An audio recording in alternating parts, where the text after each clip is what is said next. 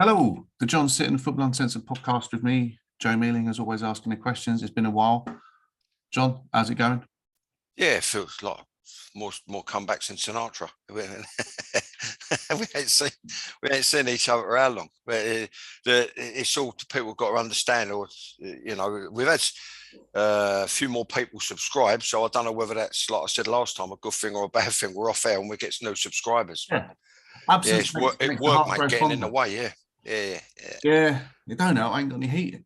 So I've been freezing my tits off the last 2 weeks. So I've got this hoodie on. It's all right for you in your t-shirt. Lorded it in the heat. Well, I've been up doing the housework. You work a sweat up. That's what you should do. Maybe do a bit of dusting.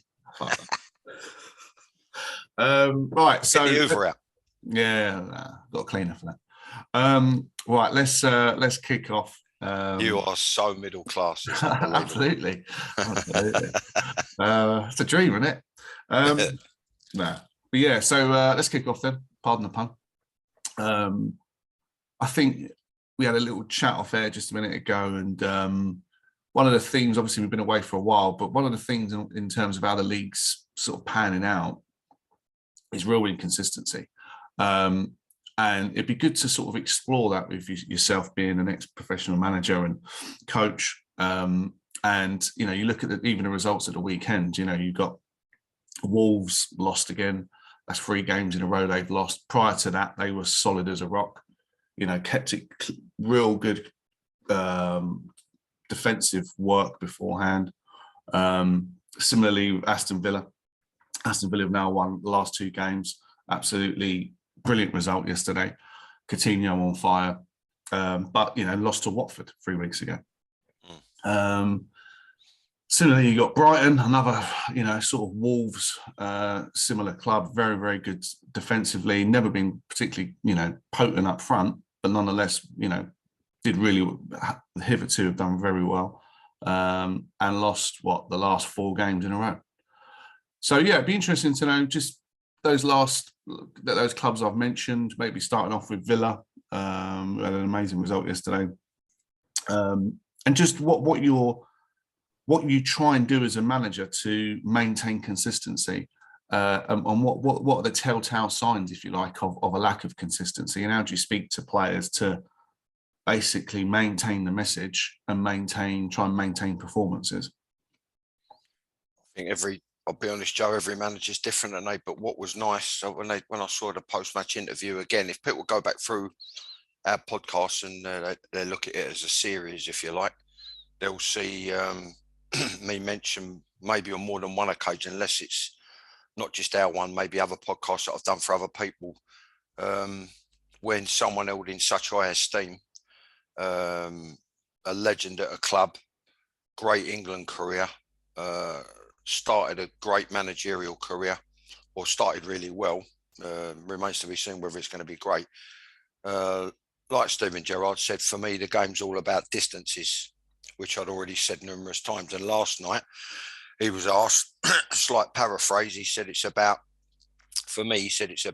having a good base, or maybe he said a good foundation, being tight at the back, and then using that to as a launch pad going forward, so that your good players can go and do damage, and try and create something, which was shown last night. I should imagine when you're having a little sort of winning run, and that's off for my money. That's one of the major things that separates the top clubs and the top players from the also rans. It's about sort of keeping the momentum going and that consistency. And so, in my opinion, excuse me, the way I'd do it would be to try and keep the ball rolling, and if you leave it, you can leave it to snowball, and then you more or less let the players manage themselves to a degree. Let them talk amongst themselves. Let them, when you get on a bit of a winning 1-0. I made a mental note. I think it's a player called Armstrong, when he chopped it back on his other foot.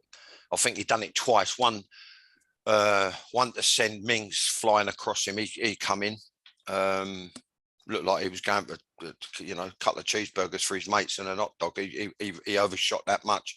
and then he chopped it back again and he curled it and it went just outside the furthest post. That would have made it 1-1.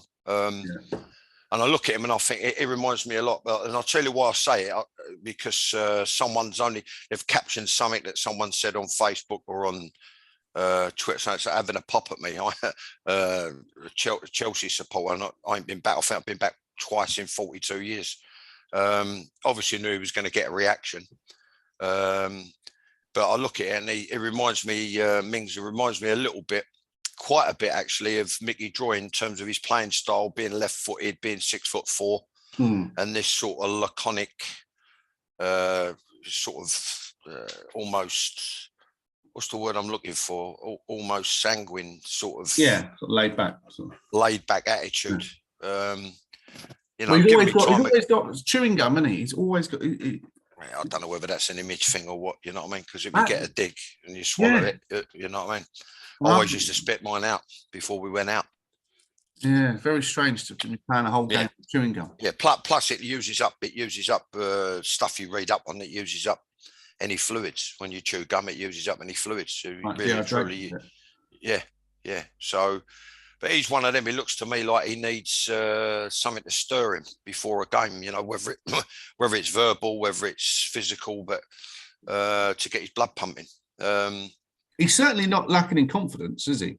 You know, you see him ping a couple of nice balls. Yeah, he's got quite a nice left foot. I'm on about the defensive side. When he overshot that thing, I'm thinking to myself, if I pressed the rewind button, when I would coach defenders and in particular centre backs, it's about to a degree. So people call it the reading of the game. But what it is, you're sort of playing mind games with the person you're playing. You're trying to anticipate what he's going to do. You're trying to read his mind. As part of the reading of the game, almost borderline guesswork. Is he going to chop this back on his other foot? And you've got to be ready for that. You know what I mean? As long as you guess right, the majority of the time, it's almost borderline guesswork. And when I look at that and I look at the state of how they got levered into Wolves as well, you just think to yourself, I don't know, have they done the work? Or if they've done the work, are they switched on and have they warmed up properly? Are they mentally switched on? Are they mentally alert? Rather than playing style. Yeah, that's an interesting point. Do you think there's an element of when teams are playing well, and obviously that imbues confidence throughout the whole team, including the centre halves? Do you think that sort of defenders can get too cocky and too sort of big-headed and too arrogant, whereby they start to believe they're not just defenders, they're part of a real well-oiled machine that can win? And what I mean by that is, do you need to have an element of modesty as a defender, whereby you're there to stop a forward doing what they're doing? You're not there to necessarily impose yourself on the game. You're there to react and make sure no one else imposes themselves on the game, if that makes sense. Yeah, it does. Yeah, 100%. Yeah. And it's one of the hardest things in the game is to maintain, like I've always said, a certain level of humility and modesty. The humility comes on the training field, which is why I've said, all the phrases that I used to work alongside, all this iron fist in a velvet glove, goes back to the likes of Ramsey, you know what I mean? But I think it's probably the reason why we ain't done anything since '66. Is having the humility on the training field, and I've seen both sides of the coin, indulged in both sides of the coin, and then that modesty when you've performed well, job done. Didn't seek the accolades after the game. Didn't do. I mean, apart from a couple of clubs, you didn't really. And at the likes of Chelsea, there was no structure. Having 7 managers in 6 seasons, and I was only a kid. You wouldn't go around and milk applause. So I just said, like, boom, job done. Let's get off and get in the bath and get stretched off and get to the next one. Yeah. I mean, that's probably that's a state of mind thing. I mean, you look at the teams. It's like I say, the teams that are consistent, the players that are consistent. It's normally what separates the ones challenging from the also rans. You know what I mean? It's a really interesting point as well, even with England, Italy in the Euros, but more so just the culture of Italian defending over the years with Baresi and Maldini, Costa Curta, Albertini, whatever. And before that with what's his name? Bloody hell, the ex Everton manager, Chelsea manager, Real Madrid manager, Ancelotti, and all that. Yeah, mind you, he's centre midfield actually, so I got it wrong. But that sort of they're there to defend. That's it. There's no ego. There's no. They're there, and they'll do anything it takes to stop the other person from, performing well and having an impact on the game. And when you look at someone like, and I'm not sort of necessarily having a go at Mings, but even sort of Rio Ferdinand as well to a certain extent. They're very big characters who see themselves as players to be able to impose themselves on the game, and I don't know. It's just an interesting dynamic, really. Where do we look at defending in the right way, and do we produce players that have that just pure ability to defend, and that's it? Probably will latter day. Yeah. Coaches pick up threads from other coaches. The game is even more so, I feel, totally vindicated in doing a chapter in my second book about politics and London politics as football becomes more and more entwined within that. Yeah. I've said for years there should be, but then again, you look at the track record of successive governments going off at a tangent. Right? I said there should be an MP for football and someone monitoring the sport rather than just an MP for culture, media and sport. There should be a separate one for football. Yeah. But looking at it, the original point being, people pick up threads of conversation. They pick up little bullet points along the way. And I should imagine that'll be like that'll come more and more to the fore, because there's nothing like realizing that I tie this in with someone who captioned something on Twitter or Facebook or whatever, and they sent it to me knowing they was going to get a rise out of me, you know what I mean? And let's just say the kid I was of 18, 19, 2 years later, I was a totally different person. And it's about imposing your personality on the area around you, imposing yourself on your immediate opposite number, the immediate opposition. And settling for the fact that you're there to do that job, and anything else is a bonus, really. Yeah. Well, I suppose you have to do the first. You have to defend first and foremost. And if you're good enough, like a Van Dijk, to be able to sort all that out, and then be able to do 30, 40 yard crossfield passes and start attacks and do a dribble, then fine. But that's the cherry on the cake, isn't it? What he does well is he bosses people and he makes the game easy around him. Yeah. A couple of times, which is no surprise to me, they look very, very well briefed, West Ham. And there's quite a few times where they got opened up, Liverpool. Yeah. And West Ham had very, very good chances. And I thought that they did tremendously well, with the fact that, like, Declan Rice was out because of illness. I thought they did tremendously well. But I think he'd probably would rather have played not so well and sneak a point from a set piece or something. Yeah. I thought West Ham played really, really well. And they rode their luck a little bit, and there were a couple of good saves from the keeper, but they had good chances of their own. And I think we're going to do another episode after this one, and it'll be good to go into a bit more detail on Liverpool and Man City as well, for just in terms of how they're shaping up for the league. But just one quick question I want to ask you in this one was the complete turnaround of Newcastle with Eddie Howe. And what have you seen in Newcastle's performances that has shown what Eddie Howe's trying to do, and how has he done it? Because they were Stonewall relegation fodder before. Bruce got sacked, but the takeover from Saudi Arabia. But they haven't exactly gone out and spent hundreds of millions on loads of top amazing players. Yeah, they brought in Kieran Trippier, but they've picked up a few players like Dan Burn from Brighton, who's all come in and become a cult hero already. Just be interesting to because he was out of the game a while, Eddie Howe. Tipped as a potential future England manager, but it was almost like he'd stepped off the merry-go-round. He was out that long. Decided to come back with Newcastle and has had an immediate impact. if look, if he knows there's a good chance he's going to get back in because he's still young enough, I would imagine, like most, you keep a diary every day of your coaching and your managerial contact with directors and players, etc. That's what I was advised to do, and that's what I did.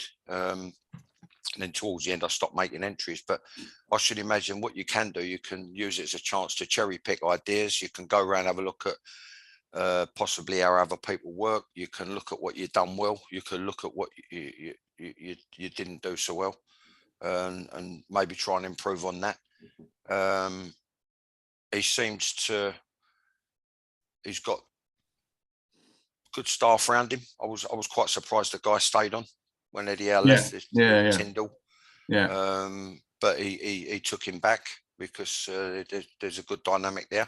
What I've noticed about Newcastle is they seem to be, he's got them defending well as a unit. Sometimes they concede the ball. Sometimes they press high. Most of the time they concede possession and retreat and then press. And then when they hit teams on the rebound, that for me, they seem to have a bit better movement.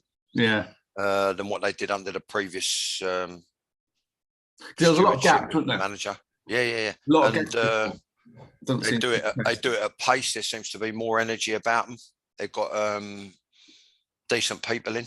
The boy who there was the myth that they fell out at Bournemouth. The one who plays wide left. They've got a very good pro in the centre forward from Burnley, 25 mil. Trippier, he's tried and trusted. I thought he was England's player of the tournament in the Russia World Cup.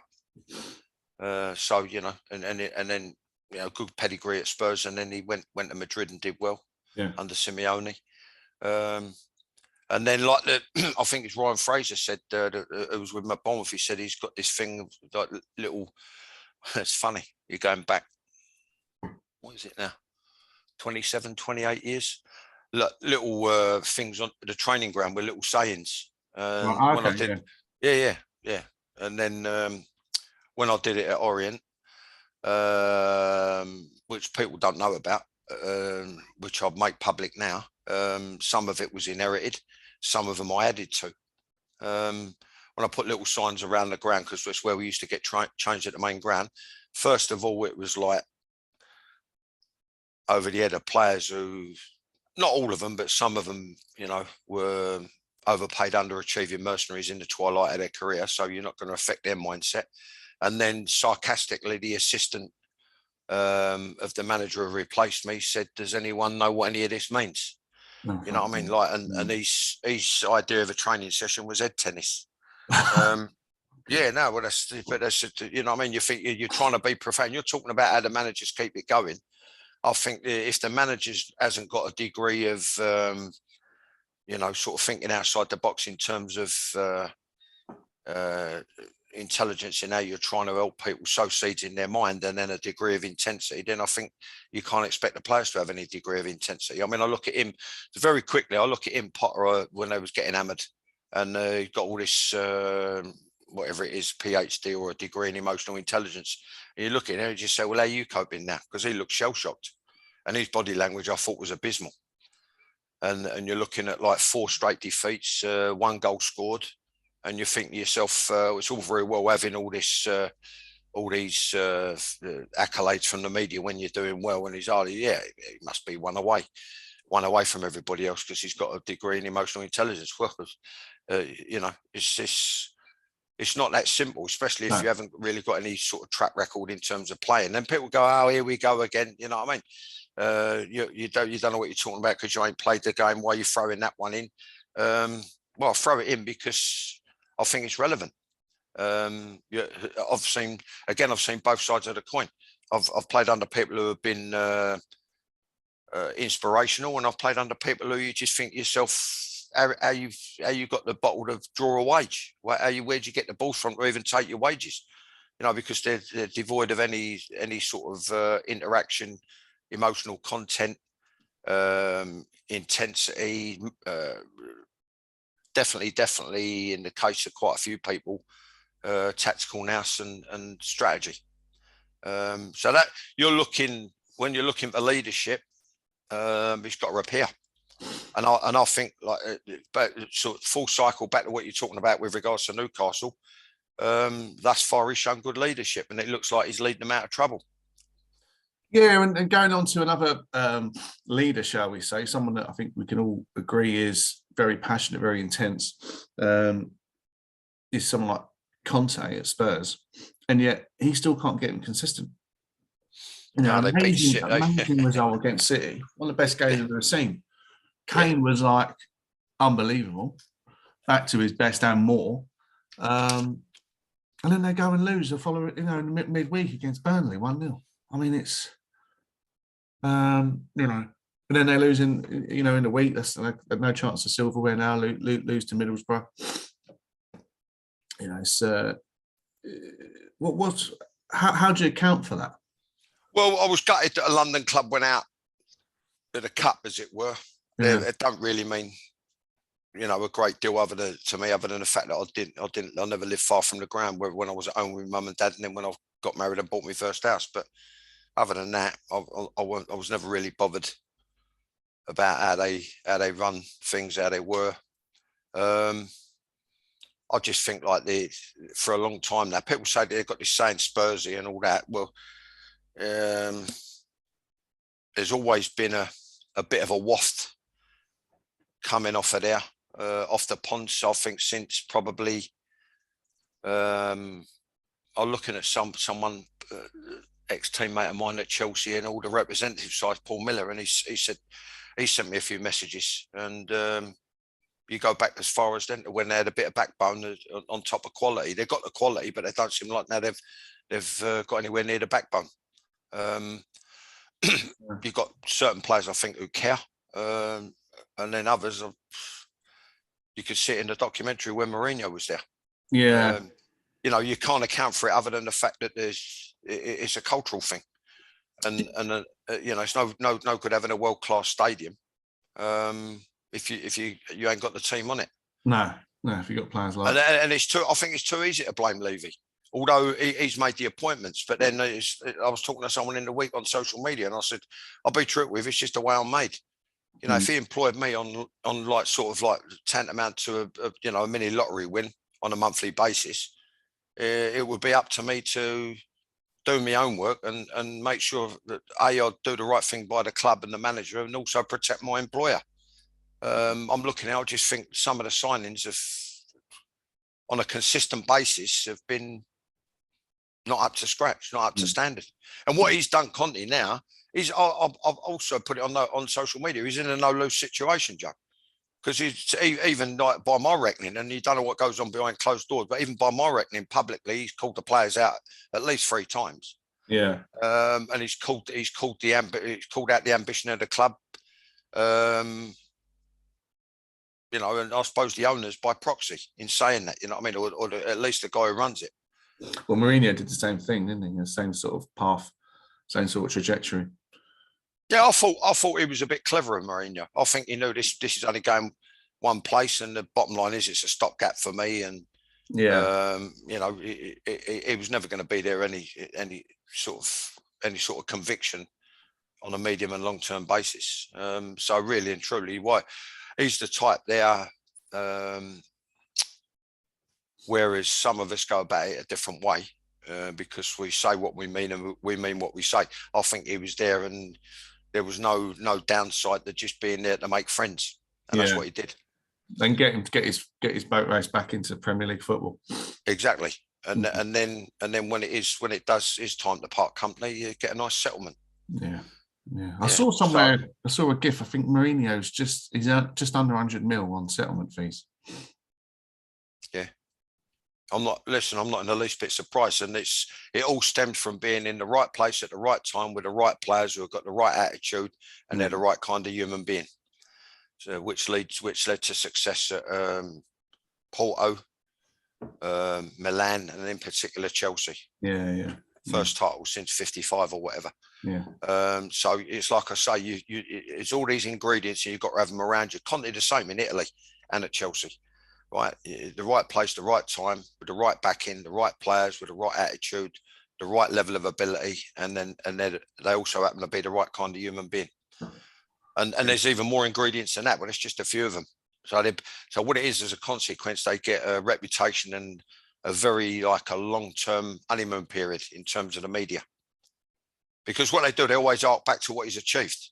So it must be down to Spurs, it must be down to Levy, it must be down to the supporters, it must be down to the club, it must be down to the training ground, it must be down to this, it must be down to that. When the bottom line is, anyone like myself who can see from outer space, I was saying before 5 seasons, all right, he's had a little purple patch lately, but I just said he's come at the end of his sell by date, the goalkeeper. Then he had the off-field problems. Then I said, you've got 3 centre-backs all getting old, all at the same time. They're a yard off the pace. This was 4 or 5 seasons ago under Pochettino. I was saying this. So what you've got to do as a manager, you've got to be looking down the road. You've got to be looking. Once a few mistakes start creeping in, once you start seeing they're a yard short, once you start seeing they're not applying themselves with that degree of intensity in terms of training and how they're looking after themselves off the field, that's when it's time to start ringing the changes. The fullback area, they've both been a problem long term. Right back. Well, they got rid of Trippier, didn't they? And Carl Walker-Peters. 2 decent players. Yeah, and Carl Walker as well. So the Southampton won, and the Man City won for 50 million. Yeah, and I mean, when he was at Spurs, a lot of the time, I said probably rude and a bit crass. I said, like, City give 50 million for Forrest Gump. But, he's gone there and the manager's worked on him and is educated. And even though he still gets up the hijinks off the field, he's acquitted himself magnificently. You know what I mean? So you think to yourself, why not get the right people in or the right mentality in? Because I think it runs right through the club. And when I hear some of the people working on some of the age groups, well, to me, it's laughable. I just say, but not laughable. I'm not surprised. No wonder. So let them get on with it. At the end of the day, let them get on with it, because it's a bottomless pit of money. It's just what supporters like an ATM for the club. Yeah. All right. Well, let's draw a line under that one, and we'll do another episode straight after this one for all the followers out there on Liverpool, Man City, who's going to win the league, Liverpool coming back, challenging, and also it'd be interesting to hear your thoughts on Chelsea and where they're going now, given they may be losing their owner. Look forward to it. Okay. Cheers, guys. As always, like, follow, subscribe. Thanks for your support. Thanks for the comments. Much appreciated. Thank you for your patience as well, gentlemen. Cheers.